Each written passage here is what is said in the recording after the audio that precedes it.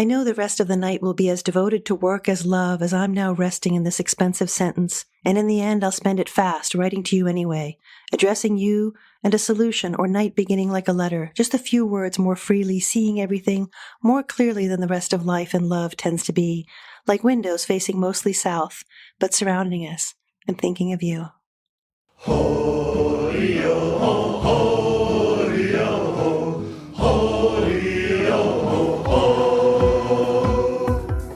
Hello and welcome once again to the Spouter-Inn. I'm Chris. And I'm Suzanne. And this time we are reading Bernadette Mayer's book-length poem, Midwinter Day. I really enjoyed this. I'm so glad you proposed that we read it this year. I'm so glad that you read it. We are doing this, of course, as our final episode of 2022, which we are recording in early 2023 because that is very typical for us. Well, it's been a year, I gotta say. I think a lot of people, I felt really alone in that feeling for a while. And then I noticed almost every one of my friends was saying exactly the same thing in December. So I think it really was a year. It was a year. It was a year. It's been a few years since I've left a year thinking anything other than that was quite a year. But nevertheless, that's one more. And as always, we like to use the opportunity of the last episode of the year to read something by someone that we lost over the course of the year. And indeed, although we lost a few interesting writers, one that is very close to me is the poet Bernadette Mayer. Had you had the opportunity to meet her or mostly just read her work or?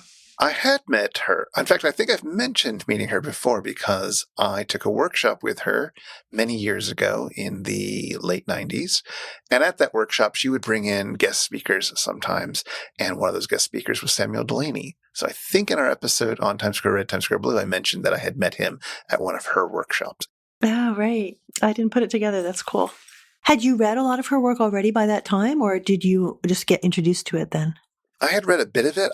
There was a sort of selected works that had been put out that I had read, and I don't know if I'd read much else of her stuff. I hadn't read tremendously deeply from her work, but I'd read what I could get my hands on at the time, certainly. But at the time, it was mostly because this particular workshop was legendary, rather than wanting to specifically, follow her. Having read more of her work in the years since then and gotten to know her work better, it's meant a lot to me as a writer and as a poet and as a thinker. Do you want to talk a little bit about her, just to introduce her to people? Sure. So she was born in 1945, just on the edge of Brooklyn and Queens. She was on the Brooklyn side of the street, and across the street was the Queens side of the street. Frontier. She delighted in the fact that if you addressed her, you addressed it to Brooklyn-Queens, New York. Oh, wow. Yep. She grew up going to Catholic school, which she hated, although she did like learning Latin, and she took an interest in Latin and classical poetry. And in particular, when she was in high school, she learned of the poet Catullus, who is, how would you describe Catullus? I first became aware of Catullus as a teenager because I heard that it was dirty Latin poetry, and I thought, wow, that's amazing. But later, I started actually reading some Catullus and really appreciating like the wordsmanship. There's very, very interesting use of language. And so I'm assuming that's what she was drawn to rather than what my teenage self was drawn to. I'm assuming that she wanted the dirty stuff first and then eventually grew into it. That's also my story with Catullus, is like, oh, there's this really dirty Latin poet. Let's check that out. And then being like, actually, this is quite interesting as well. Anyway, she went on to start writing poetry of her own. And her first notable work, though, wasn't just poetry. It was a piece called Memory from 1971. She spent all of July 1971 every day shooting an entire roll of film, and then writing memories to go with each photo, or with the whole group of photos, I suppose. And then this was then sort of put up in a gallery space where you could see all of the photos, and then they would play her recording of the 7 or 8 hour text that she wrote to go with it, sort of from opening to closing. That's so cool. Yeah, it was a very interesting, immersive experience. The text had gotten published as a book back then. There has just recently, a few years ago, been a very nice hardcover book with all the photos included in it as well. And it's very nice. But I think this shows a lot of her early interests, right? You see an interest in process and in form, but also an interest in the personal. So do something every day, do this thing for as long as this takes, but also make it about yourself. She was just taking photos of the things that she saw, her partner, the streets that she was walking. Some of it was like nice abstract landscapey stuff, but like that's just because she saw it in the course of her day. And that led to some other work that is considered a bit stream of consciousness, in particular a piece called Studying Hunger, which started out as a month-long journal that was written for her psychoanalyst. And this ability to just write tremendously. Like the full Studying Hunger journal was published again a few years ago. A lot of her work has gotten republished recently, which is tremendous. And it's a lot of writing. Similarly, this book that we're doing today, Midwinter Day, which is probably her most famous book, all on December 22nd, 1978. The shortest daylight day of the year. And it's all about what she did that day. I have to say, it would be difficult to write all of that and also do the things that she's apparently doing in the course of the day. So I'm like, really? Or I wonder if the skeleton of it was written in the day and then the flesh was maybe like enfleshed a little bit more. It's possible, but she hated revising and she hated editing her work. And she does describe like, putting the kids to bed, sitting down to write, and then writing until dawn. And this was apparently a habit she had. Like that was her dream life, was to basically write till dawn, sleep until dinner time, and start your day right with dinner. She had kids at the point, and that's part of the book is, her experience with her partner and her kids in this small Massachusetts town that she's living in. But, nevertheless, I'm never 100% sure how authentic the I wrote it all in one day thing is, but if anyone could have done it, she could have. So she wrote several books of poetry. After that, she's written about 30 books in total. Some of them are projects like this with sort of time constraints and whatnot. Some of them look more like books of poetry, so to speak, of shorter poems and so forth.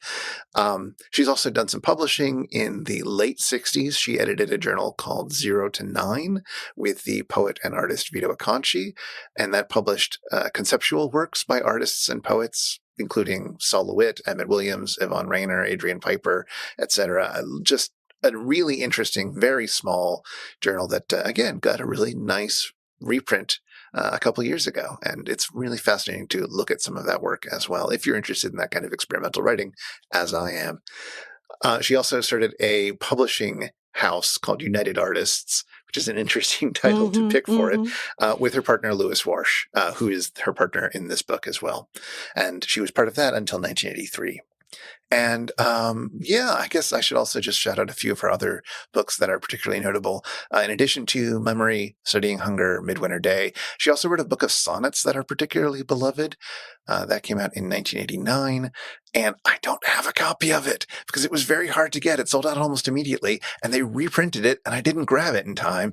And this is the frustrating thing about poetry, is that it can sometimes go away, even if it's well-beloved, or perhaps especially if it's well-beloved. The print runs are so small, and they can be in such demand that it's just gone.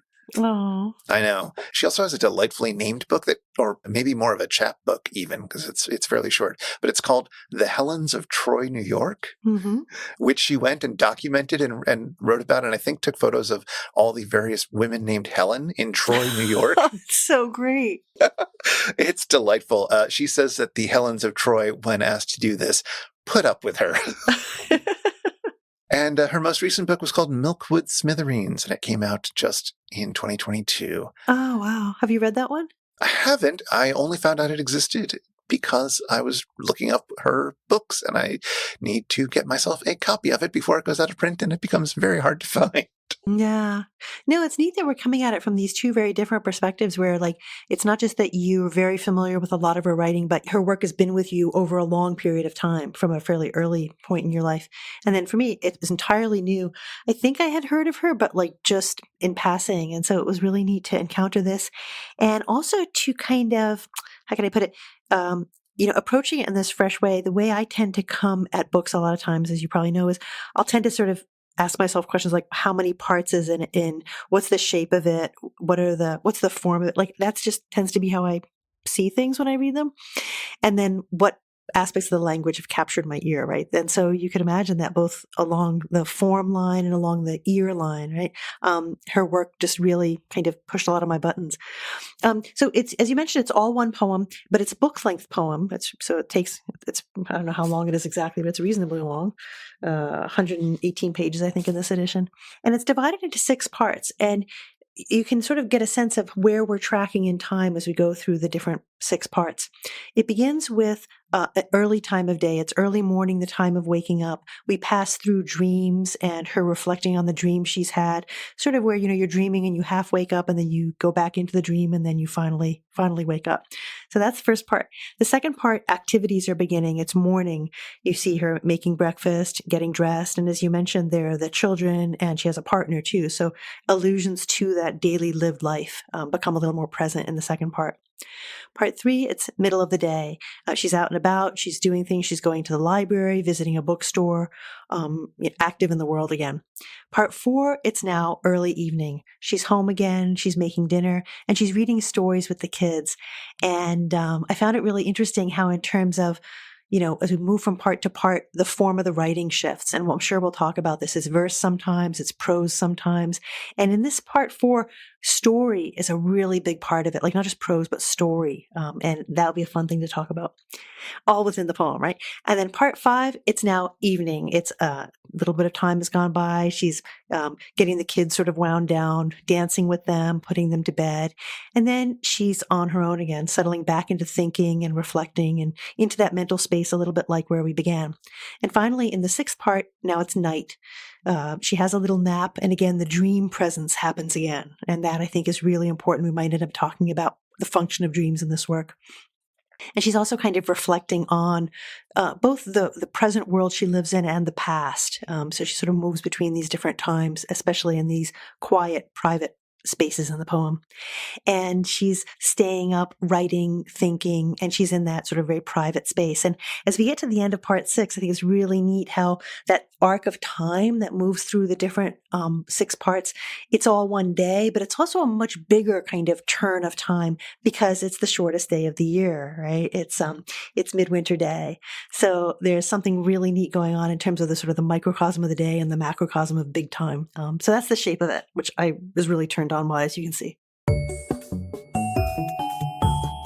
I found it really interesting to read this after some of the other books that we read this year, in particular Ulysses and Mrs. Dalloway, which both take place over the course of a single day, and The Wasteland. Me too. I was really freaked out by that because we just did The Wasteland. And I'm like, is it just because we just read it, or is it really these interesting points of contact here and there?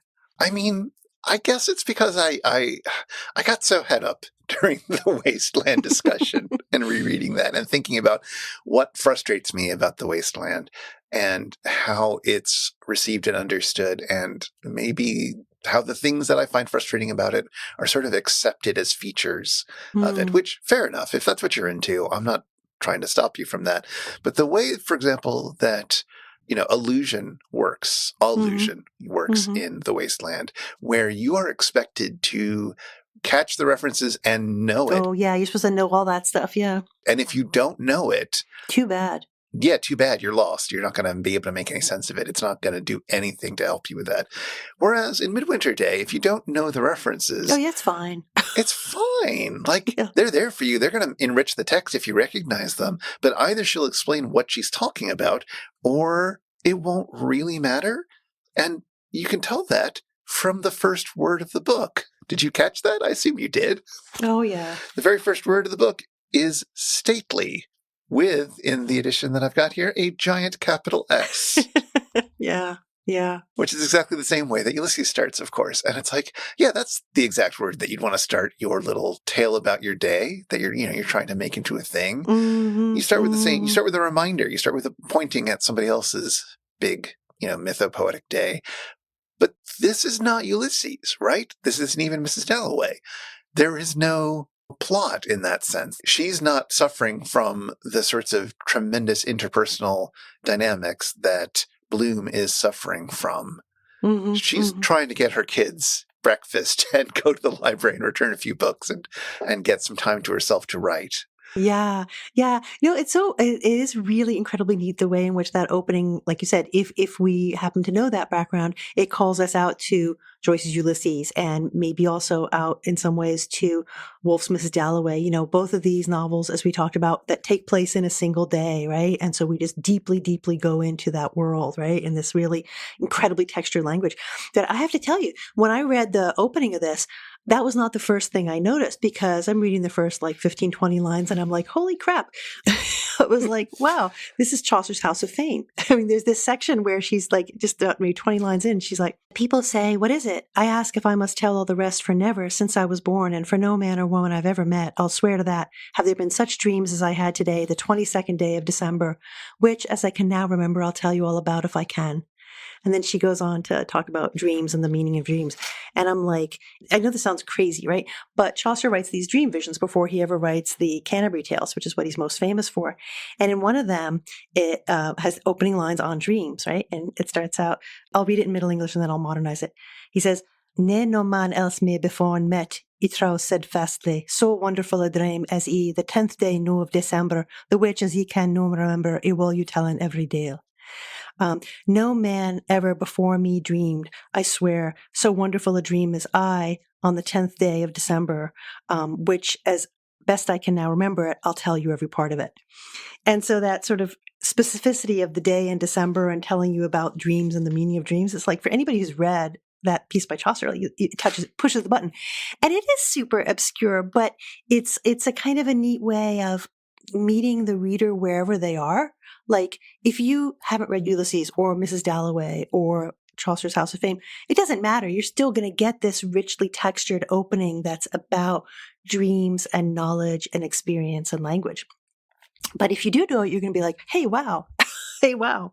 What's going on here? And it's very different from The Wasteland. It's much more forgiving, I think. So there's a similar thing that I'm super curious about for you because I read this in the context of a lot of other poems written around this time in this similar environment.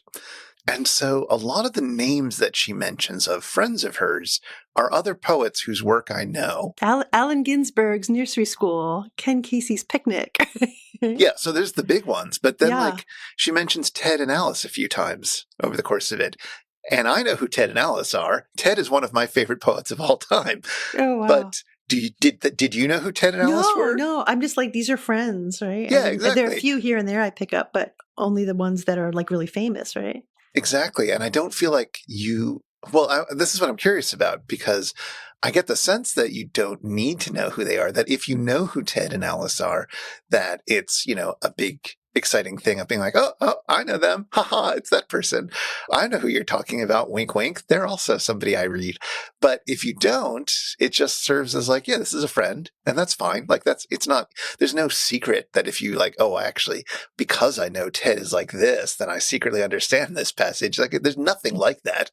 It's just that coziness of feeling a little bit more in the circle, especially because a lot of these poets write works that mention each other. So there's that kind of parasocial intimacy. If you're just a reader reading it many decades later, you can be like, yeah, I'm hanging out with the same people I hang out with when I read poetry. This is nice. Yeah. There's definitely that kind of feeling she's creating. And also it's again that sense of this is her inventory, right? It's inventory of what she's read and what she's thought and who she knows and who she buys Christmas presents for and stuff like that.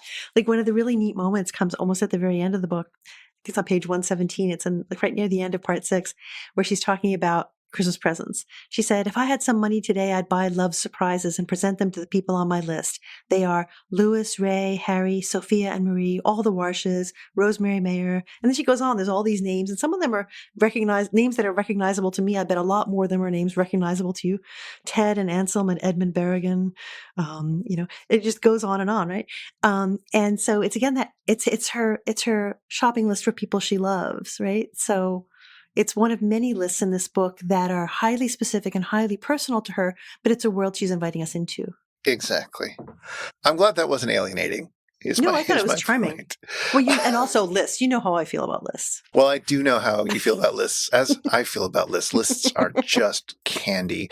And there are many lists in this book and many different types of lists, many different structures of lists. We have some really nice alphabetical lists. We have some really nice unordered lists. We have a list of all the items that are in their bedroom at one point, and it seems like it's just going around the room, sort of looking up there, that. It's like a tour of the bedroom in that sense. Like an itinerary almost, right? Exactly. So yes, I was both enjoying them and thinking of you and putting together in my mind a list of the lists. They're so good. Do you want to talk more about the lists, or do you want to talk about some more big picture-y stuff? I'm happy to talk about whatever you want to talk about. I don't come to this with a program. And this is actually another thing about this that I feel like I should mention, which is that this falls under the category of book that I love and cannot easily talk about. Of course. I couldn't write a paper about this and present it. No, and the idea of not. talking about it for an hour in a podcast is kind of intimidating because I feel like all I can do is say, remember this cool part? This was neat. Yeah, I like this part.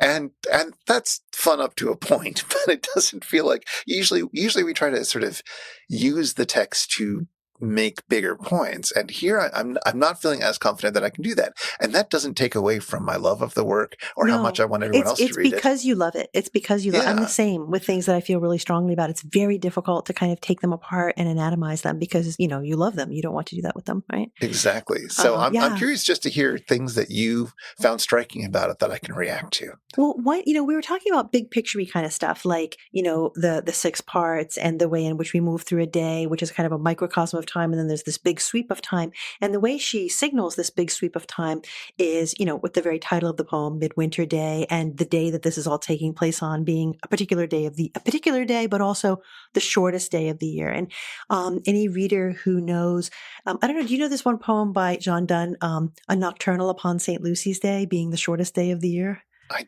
don't know it super well, certainly. It's super cool. I won't read the whole thing, but I'm just going to mention a couple of words of it. So Donne is, one of the 17th century poets who we actually talked about, I think, in an earlier episode. I can't remember if we talked about this particular poem, but it's a poem about the shortest day of the year, St. Lucy's Day. And so he starts it out this way. He says, "'Tis the year's midnight, and it is the day's, Lucy's, who scarce 7 hours herself unmasks. The sun is spent." And he goes on, the lines of the poem get small and then they get bigger again to kind of reflect the diminution of the day and then the enlargement of the day. It's a very cool poem. And I mention it just because it's a poem that invites us to think about how language, and in particular how form, and especially rhyme, can give us a sense of time that's so sharply focused that we're kind of on a turning point or a pivot where we're moving around from one way of being to another way of being. And I felt like that really resonated with what she's doing here, especially the moments in the poem where she talks about Midwinter Day directly. They get very dense, like the language becomes very dense, like thick poetic language. I don't know, is that something you've thought about, or is that something that's part of your experience of the poem too? Maybe, but I'm curious if you have an example of that thick language to share. Yeah. Okay. So there's 2 I ran across. One of them is pretty early on, still in the first part. And she says, "Come now, it's Midwinter Day today, a day to cause the sun to stand still, as it will anyway, on a point on its ecliptic furthest away. And from now on, they say, things will turn our way. To me, the sun complains of such a phony culmination, the great mistaken circle of the celestial sphere, sun's apparent annual path, man's mere erudition, old egocentric notions of who is who and what is where. Here." The reason I was mentioning the passage is because that language, like today, a day to cause the sun to stand still as it will anyway, that kind of thing, she does it there. And then she does it again at the very end of the work where you get that kind of very thick language again, where it's about the timiness of it, right? From dreams I made sentences, then what I've seen today, then past the past of afternoons of stories like memory, to seeing as a plain introduction to modes of love and reason, then to end, I guess, with love, a method to this winter season. Now I've said this love, it's all I can remember of Midwinter Day, the 22nd of December. Like, I know somebody who's new to the poem might be like, oh, wow, is all the poem like tightly constructed like that and very rhymey? It's not. I mean, those are really rare moments. And so I found myself thinking about, how do those moments, how does the language of those moments have to do with the timiness of the work as a whole. Because I think the timiness of the work is really interesting. Yeah. I think there's a sense in which she goes into that mode to put things in a kind of formal register almost, even though it's very sing-songy and silly or babyish in a sense. It also harkens back to older models. Mm-hmm. And those often feel like places where she is referencing something else and that I'm not quite sure what she's referencing. I think it is sometimes nursery rhyme. It's sometimes sort of milestones in poetic tradition. I mean, I think they're meant to push your, I know this button, or this is familiar, I've heard this, I know this. And that's the cycle of time, right? And the nursery, like sometimes people might think, oh, nursery rhymes are like stupid or trivial or whatever. I think they can function in a very different way. And I think she's doing that here to kind of, I don't know, ground us in a kind of sense of the perennial. And especially with the way she conveys the experience of being with children, children's story, children's rhyme. There are a number of passages where she's quoting, there's, it is, to market, to buy a fat pig, home again, jiggity jig. That line shows up in there. It's from a children's, I mean, I know this from having read it to my own children, right? So she's using these in a very particular way to, again, as part of the timiness of the work. There's a really fascinating bit about that as well in, I believe it's section 4, when she's reading books to the children. And her description of the books that she's reading gets sort of cut with other much heavier pieces of information. So, for example, Big Dog, Little Dog. 2 dogs named Ted and Fred do everything the opposite of each other. They go to the mountains and get rooms in a small hotel. The big dog gets a bed that's too small and the little dog one that's too big. Neither of them can sleep. The next day a bird suggests to them they trade rooms. Both dogs go back to sleep for the rest of the day. That is all there is of that story. John Wayne wrote a letter to Barbara Walters saying Patty Hearst is being discriminated against because she is rich. He says if the 900 people in Guyana can be brainwashed to commit mass suicide, then surely one pretty little girl could be coerced to rob a branch bank. What a jump. Yeah, well, but it's like story, right? It's this section in part 4 where it's not just stories, but it's a list of stories, like, you know, convergence of 2 of my favorite things. And the Big Dog, Little Dog story comes in a sequence. We've had a few before that. Like Marie says, let's read a book or something. And then there's different books, right? There's Beady Bear, there's a dream story, there's Tiny Tawny Kitten, there's Big Dog, Little Dog. And they go from being children's stories to being story in this totally other sense, right? It's still story, but it's dark story, it's news story, it's sometimes public, it's sometimes personal, but they're all about story and how story works, I think. Well, I wondered whether, and I should reread it to confirm this, but one of the senses that I got from it was she's reading these kid stories to her child she has 2 children at this point in her life. One of them is about 3 and the other one is about 18 months old. And she's reading them children's stories designed for 3-year-olds.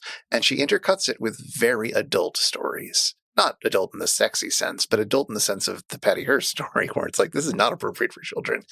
And it's this interesting tension between the way your brain operates when you're a parent with small children and the way your brain operates when they're put to bed, which we also see once they get put to bed later in that chapter. And she starts sort of transitioning back into thinking more adult thoughts and sort of, it feels like she's stretching to find herself again after a day spent with the children. Well, yeah. I mean, again, everybody's experience is different, but you know, if every night you're reading stories to your child, right? And this is a thing I love doing, right? You're in that space with them, but you're also in this other space. Like you're in the room you're in with them, you know, you're tucked up in the bed and you're reading the story, you're reading the nursery rhymes or the children's books or whatever. But but part of you is in some other space, right? So you're present there, but you're not. And I feel like these stories are really kind of capturing that sense of being in these 2 different worlds, right? You're in the world of your own thoughts and you're also in this. So it's not that you are not present with the child in the child's story, but you're also present in this other world. Yeah. And that's the feeling I get from it. I read her on that and I'm like, oh yeah, I know exactly what this is like. Well, this is the thing I was interested in, especially as I was reading it this time. I guess partially reading it, knowing that you were also reading it, was thinking about how I thought you might react to certain things, but also noticing things that, you know, it's been 10 years or so since the last time I read this book. And so I'm just noticing different things right now. And one of those things is the way children time and children brain operate with adult brain. And this is not somebody who is resentful about being a mother. She very much wanted to be it. She really enjoys watching her kids grow. And this is wonderful for her. But she also values the adult time, and she stays up real late in order to write this poem. And, you know, it's interesting to see. It's not a tension in the sense that she's upset about it. It's just a thing that structures her mind over the course of the day. And it's palpable. Yeah. And I think calling it a tension is the right word. Like when you think about like the tension of, I don't know, a piece of yarn or something like that as you're spinning it or whatever, like it's a tension, but it's not necessarily destructive, right? There's this kind of balance, this kind of precarious balance between her obligations to keep all these bodies fed and washed and this world functional, right? We hear about food and all kinds of household things and shopping and putting the children to bed and all these things, right? And yet there's this whole other economy in her mind, right? And so the tension is between these two domains, and she's always, again, fully present in both of them, I think. Yeah, no, I agree. And so I guess I was curious how reading this, how did it ping your mommy sense? did this ring true to your, experiences as a mother with kids and like with a active brain life outside of that and et cetera? Yeah. No, I mean, I wasn't even thinking so consciously about that, but I think that's part of the reason I got so much pleasure out of it. Like just to stick with this section we were talking about in part 4, we get this sequence of stories, right? And they're anchored in her experience of reading to her daughter, but they've also got these internal storylines that are happening. And then Marie falls asleep, right? I steal from the bed not to waken Marie. She's happy to sleep, but will wake up angry. Sophia will wake up feeling good unless she's cold. I set fire to the end of a cigarette and look out the kitchen window at the mess of ice on the trees, streets, and roofs. No geese flying south. It's the awful solstice. This morning, the axis of the earth began what the papers call its slow tilting return. The sun will last 1 minute longer and the nights will be shorter. Lately, when the sun sets, it breaks through the hat of cloud on the sky like a person on the street who only glances at you. And then it begins to snow. The sun catches your eye. And then, so there's this solstice moment, right? And then what comes after is again story, but not stories, not a list of stories, but she's ruminating on story. She talks about experience of story, the language into which we put the order of stories from memory, the first stories she ever knew, like the idea of story. She says how when men and women come together, they begin to know another like a story. And she talks about ending the story. And so story is present in two different dimensions around the two periods of time, one that comes before the solstice moment and one that comes after. And before the solstice moment is the children time, right? And after the solstice moment is the private mind time. And story is present in both places, but in the first place, it's present as narrative story. And then afterward, it's as reflection or speculation or almost like dreaminess, right? I mean, it's not an actual dream, but it's like the reflection that happens when you are addressing yourself within your own mind. And it is a really roundabout way of like answering your question, but like, yes, I mean, that was exactly, especially what my life was like when my kids were young, because there's no time. The only time there is for you to think is in these like quiet moments that come at the edges. So I was reading that, I was like very sustained by reading this. It's such an interesting moment, or at least for me, when I felt that energy change from thinking with the kids in this particular way to thinking in a more loose and free and searching and meandering kind of way after they've gone to bed and grasping for something that you couldn't have in the middle of the day with all the pressures of the world and especially the children, but also the outside world putting on you. Now you are in your thoughts. It's just you and the typewriter or you and the notebook. And what are you going to try to do with that? Where are you going to go with that? And these kinds of sort of breathing exercises that just get your thoughts wider and wider so that you can see what they'll find. It's a really lovely, relaxing moment. Not relaxing to read necessarily, but you're watching that kind of relaxing or changing of energy from one state to another. And I don't feel like that's something that I've seen on the page as often. Yeah, these moving in between these moments of doing, right? The domestic life, the story, the cooking, whatever it is, and then that space of the mind. Those are, I think, really, really extraordinary. There's another really neat example where she talks about chopping vegetables. Do you remember this passage? Oh, yeah. She says, I love chopping vegetables where you do something to make something that is one idiosyncratic thing into many things, all looking the same or identical, much like the vegetable's original seeds. How rapt, it was great. How rapt attention is to doing this as if it were a story. And then she remembers different things. She says, everything is edible. It's a long story, coins or cubes or tree rings of carrots like the slices of trees that are tables in the library yard, canoes of celery like the clergy or something with strings attached, miniature trees of broccoli, and if you're poor enough to want to cook the whole plant, there are inevitable tree stumps that look like primitive clouds. Moses used to have cauliflower ears now covered with curls like grated carrots, last quarter moons of onions or bloated apostrophes, crumpled papers with typographical errors of chopped spinach or greens. She goes on.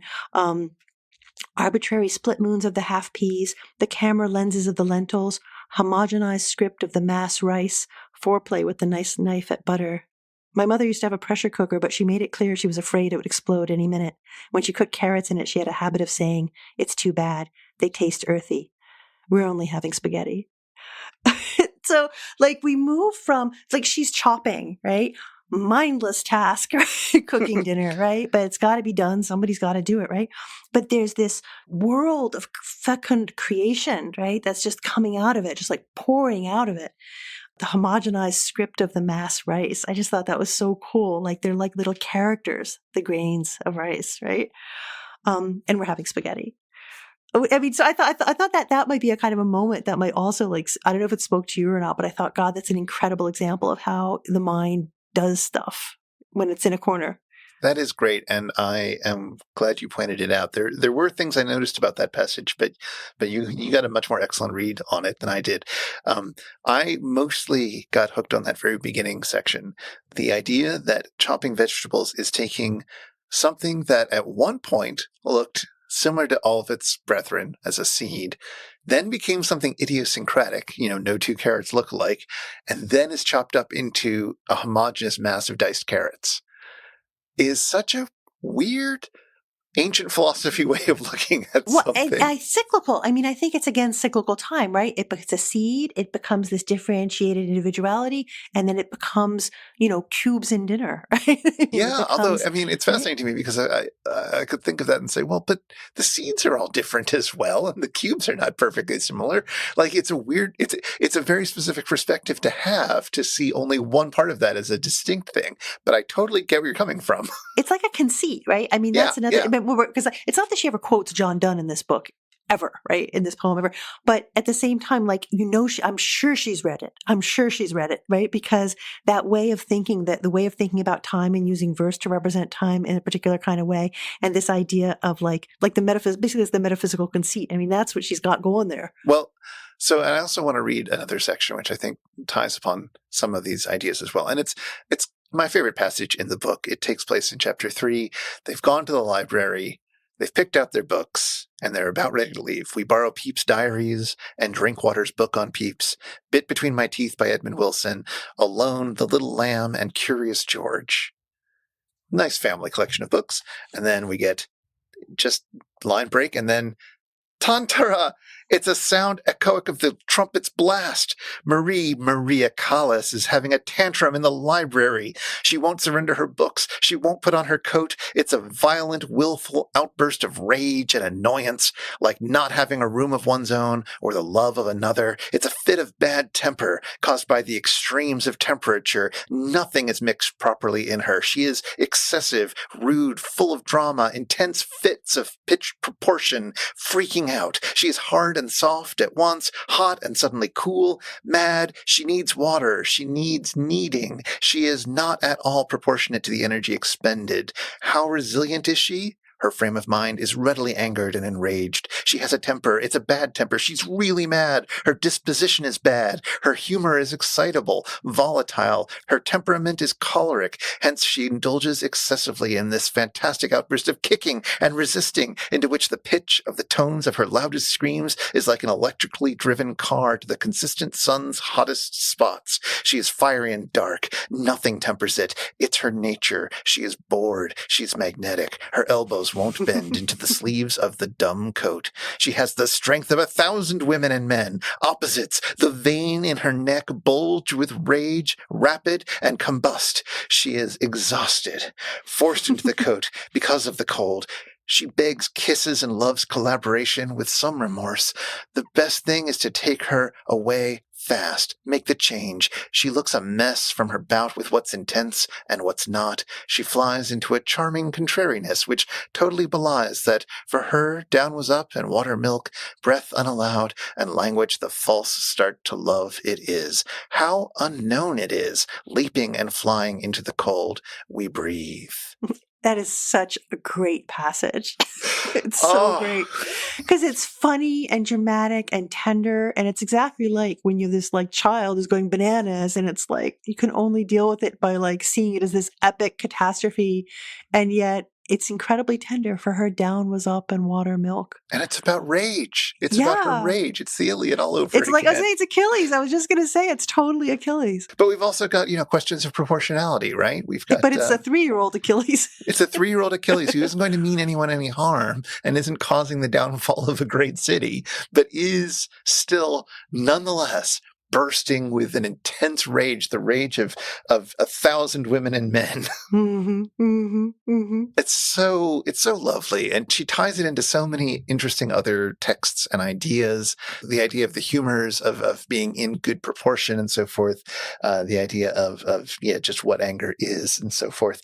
And just the writing is so like delicately elevated in a way that is very funny, but also it's also appropriate. Like it's both respectful and making fun at the same time. It's a tour de force. Yeah, she again, we're talking about like pushing those illusion buttons. You know that line, nothing is mixed properly in her, she's excessive rude. I think that's a sort of a Shakespeare quote. I think so, yeah. There's this passage, it's in Julius Caesar. His life was gentle and the elements so mixed in him. Right? And so I think, it's like it's a little thing, right? And the choleric disposition, but it's like that kind of Iliadness to it, right? This rage, right? Which is the opening of the Iliad too, talking about Achilles, right? It's like, how can I put it? These illusions are there, but they're not there to make you feel smart or stupid or any of that. They're like part of the play almost. They're part of this, like I said before, the thing with which she feeds the engine of memory and imagination and dream, right? And all that stuff comes in and it's processed out and it comes out in the language of the poem.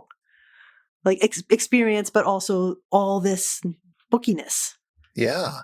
And it ends with those lines, breath unallowed and language, the false start to love it is, how unknown it is, which both ties in with a toddler having a tantrum.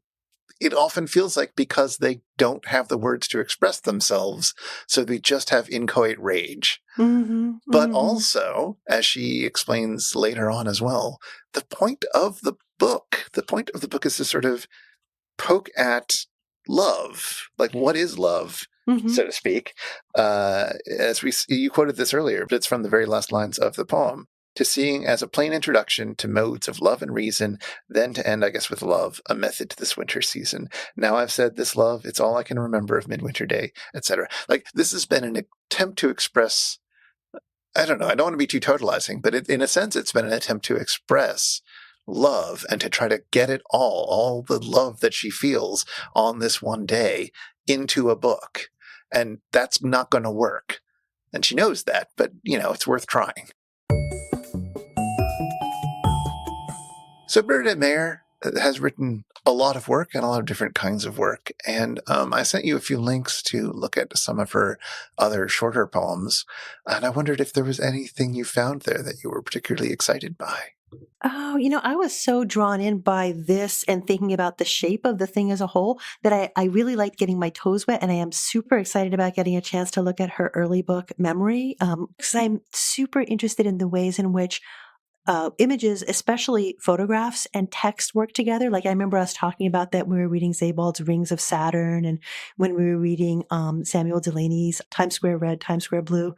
Like I just find it super interesting thinking about, because I think ekphrasis and so on is so interesting. So anyways, I'm really excited to have the chance to read that. I was looking at it online a little bit, but that was text only. So I really want to see it with the images. Yes, a few of her early books are available on this wonderful online site called Eclipse. We'll have a link to that in the show notes, but they are very good about providing scans for books from poets in Bernadette Mayer's sphere and others like that, and especially from the 70s and 80s, things that were very small run and are very out of print or very expensive to get nowadays, and providing you with PDFs and full scans of them. If you're interested in this kind of writing, that's a wonderful thing. So glad that site still exists and that they have several of her early books, which again have been collected and republished in an omnibus edition a few years ago. So if that is still in print, that's wonderful to be able to grab that. But those books go out of print really quickly. So sometimes the scans are what you get. There are a few of her sort of smaller poems that I've always particularly loved. And there's one, which is one of her sonnets, which is I just like it a lot. You want to read it? I'll read it out to you and to everybody. Here goes. It's just titled after the first line. So, you jerk, you didn't call me up. I haven't seen you in so long. You probably have a fucking tan. And besides that, instead of making love tonight, you're drinking your parents to the airport. I'm through with you bourgeois boys. All you ever do is go back to ancestral comforts only money can get. Even Catullus was rich, but nowadays you guys settle for a couch by a soporific color cable TV set instead of any arc of love. No wonder the G.I. Joe team blows it up every other time. Wake up. It's the middle of the night. You can either make love or die at the hands of the Cobra Commander. To make love, turn to page 121. To die, turn to page 172. Oh, wow. I don't have anything particularly to say about that. I just love it. That's awesome. The other thing that we probably should talk about with her is that she is especially well known because over the course of her early writing workshops at the Poetry Project, she created a series of writing exercises for use in the classroom. And this is the sort of thing that the internet finds every so often and gets really excited about. So it's a list of, I don't know, 100, maybe not 100 writing exercises. Oh, wow. Yeah. This is cool. The third one is pretty famous. Rewrite someone else's writing. Experiment with theft and plagiarism, which is, a good thing to do if you're in a creative block and you want to just try to write in a different way. Just start as long stealing. As you're clear about what you're doing, I think. Yeah, do it ethically, but that is still a good writing technique. Well, it's like an artist, right? Like, when you're building your craft, right? You might copy paintings or make a sketch or make or paint a painting. You know what I mean? Like it's part of building your vocabulary. You know what I mean? Your conceptual and acquiring an eye and a hand, right? So it's like that. Eliminate material systematically from a piece of your own writing until it is ultimately reduced, or read or write it backwards, line by line or word by word. Read a novel backwards. I love this because I did that with this book. You read it backwards? I did. Well, I read it frontwards, and it was good. It was fine. And I was like, and I had gotten a sense of the shape, and I was like, you know what? I'm getting stuck. I'm going to read it backwards. So I read 6, and then I read 5, and then I read 4. Like I flipped through. I'd gone through quickly. Like I understood the arc, but then to enjoy it, I went backward, and it was super. Oh, that's fantastic. This is actually a skill I acquired years ago, totally spontaneously. A good friend, Natalie Zeman Davis, had suggested to me to read Orhan Pamuk's My Name is Red. And I was reading it. I could not get through it. And I knew it must be a good book because she had great taste. And I was like, I know this is a good book. And I just couldn't. And I just said, okay, fine. But I read the last chapter, and then I read the second to last chapter, and then I read the third. And it's like, it was magic. It's like this magic trick.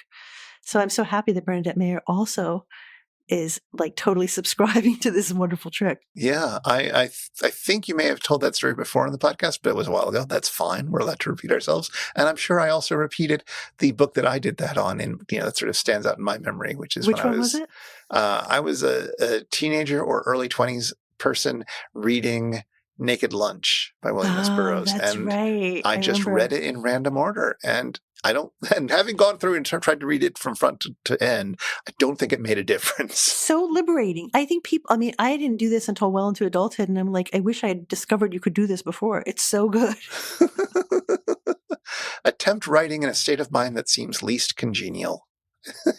I think you've taken advantage of that a few times. Well, on a cramped plane with just a quick deadline before giving a paper. No, these are neat. These are wonderful, neat things. Do experiments with sensory memory, record all sense images that remain from breakfast, study which senses engage you, escape you, write on a piece of paper where something is already written or printed. She must have been a wonderful teacher. Write a macaronic poem, making use of as many languages as you are conversant with. T.S. Eliot followed that advice. Attempt to speak for a day only in questions. Write only in questions. That's a little Oscar Wilde, if you ask me. Oh, yeah. Write the poem Ways of Making Love. List them. Diagram a sentence the old-fashioned way. If you don't know how, I'll be happy to show you. If you do know how, try a really long sentence. For instance, from Melville. Yes. Oh, my God. Anyway, we'll have a link to this in the show notes as well. Look through it and, do some of the exercises. It's good for you if you haven't done them already. I'm totally going to do this. Like all of these.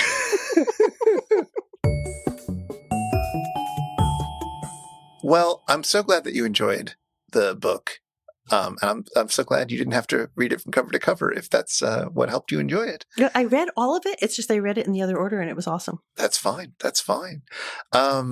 So now we go to the start of a new year. And as always, we like to read something that's a little bit out of our comfort zone or a little bit new for us to begin the new year. New year, new perspective is what I'm calling it now.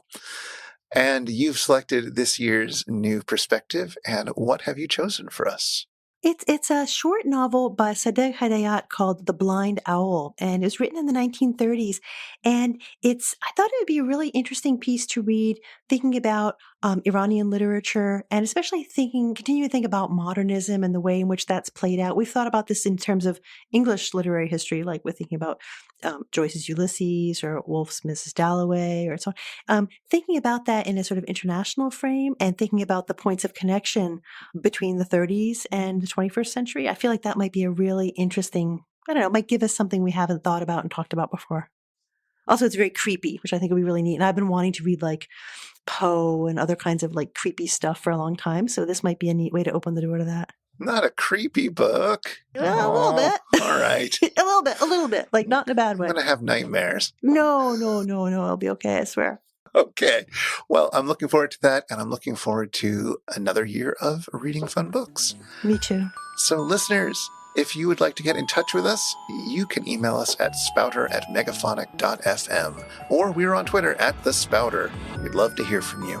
Show notes with links for things that we've mentioned in this episode are at megaphonic.fm/spouter/63.